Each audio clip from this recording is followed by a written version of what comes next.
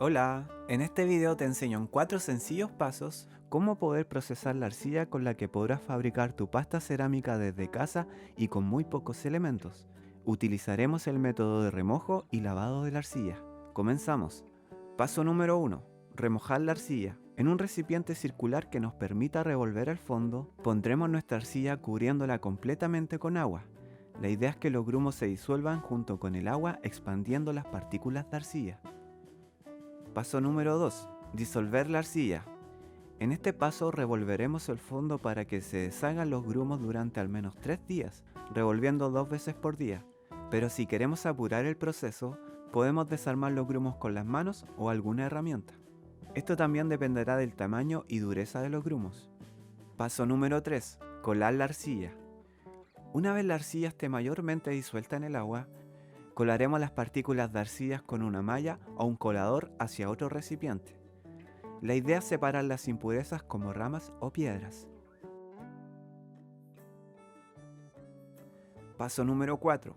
Quitar el exceso de agua. Una vez que ya tenemos nuestra arcilla colada, a medida que pasa el tiempo notaremos que ésta comienza a bajar por su peso, separándose del agua. Quitaremos progresivamente el agua de la parte superior de nuestro recipiente hasta que ya no podamos quitar más y notemos que la pasta ya está más espesa. Para finalizar el proceso, dejaremos orear la pasta.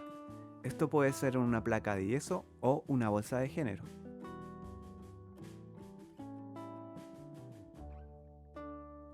Y listo, ya tenemos nuestra pasta. Ahora podemos guardarla en una bolsa de nylon para que conserve su humedad y poder utilizarla cuando queramos.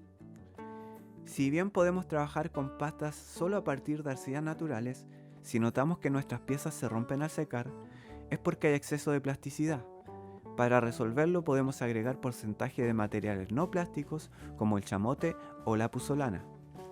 Se recomienda un 70% de arcilla y un 30% de materiales no plásticos. En mi experiencia, te recomiendo que vayas haciendo pruebas con distintos porcentajes, ya que las arcillas son todas diferentes en su composición y comportamiento. Hay que estar abiertos a la exploración y a fallar para poder superarnos. Si este video te ha sido de ayuda, te invito a suscribirte y darle like, ya que estaré compartiendo constantemente videos sobre la arcilla y la cerámica.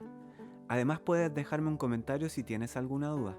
Nos vemos en un próximo video.